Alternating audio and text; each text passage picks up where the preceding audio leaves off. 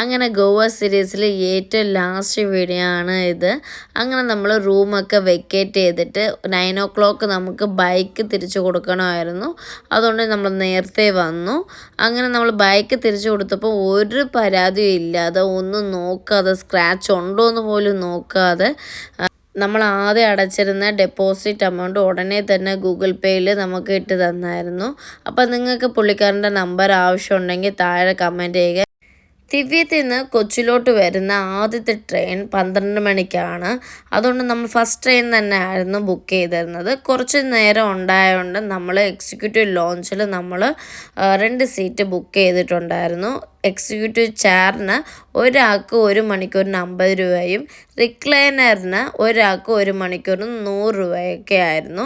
അപ്പം അത്രയും നേരം പുറത്ത് നിൽക്കേണ്ടല്ലോ എന്ന് വിചാരിച്ച് നമ്മൾ കുറച്ച് റെസ്റ്റ് എടുക്കാനും വാഷ്റൂമൊക്കെ യൂസ് ചെയ്യാൻ വേണ്ടിയിട്ട് നമ്മളകത്തിരുന്നു. നല്ല വെൽ മെയിൻറ്റൈൻഡ് ആയിട്ടുള്ള ലോഞ്ച് തന്നെയാണ്. വാഷ്റൂമൊക്കെ നല്ല നീറ്റായിരുന്നു. പക്ഷേ ഫുഡിന് ഭയങ്കര എക്സ്പെൻസീവ് ആയിരുന്നു. സോ ഞങ്ങൾ തൊട്ടടുത്തുള്ള കൊങ്കൺ റെയിൽവേ കോർപ്പറേഷൻ ലിമിറ്റഡിൽ വരുന്നതാണ് ഹോട്ടൽ ആനന്ദം.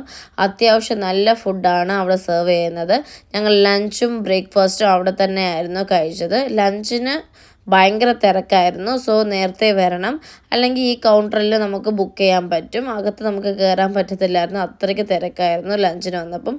ബ്രേക്ക്ഫാസ്റ്റിന് അത്യാവശ്യം ആളില്ലായിരുന്നു. ഇത് എടുത്തത് ബ്രേക്ക്ഫാസ്റ്റിലായിരുന്നു. ഇവിടെ ഫുഡിൻ്റെ റേറ്റ് വളരെ കുറവാണ്. അങ്ങനെ ഫുഡൊക്കെ കഴിച്ച് നമ്മൾ പ്ലാറ്റ്ഫോമിലോട്ട് നീങ്ങി. അങ്ങനെ രാവിലെ 9 മണിക്ക് വന്ന ഞങ്ങൾ ട്രെയിൻ ഡിലേ ആയി 2 മണിക്ക് വരുമെന്ന് ഞങ്ങൾക്ക് നോട്ടിഫിക്കേഷൻ വന്നതുകൊണ്ട് നമ്മൾ പ്ലാറ്റ്ഫോമിലോട്ട് ചെന്നു.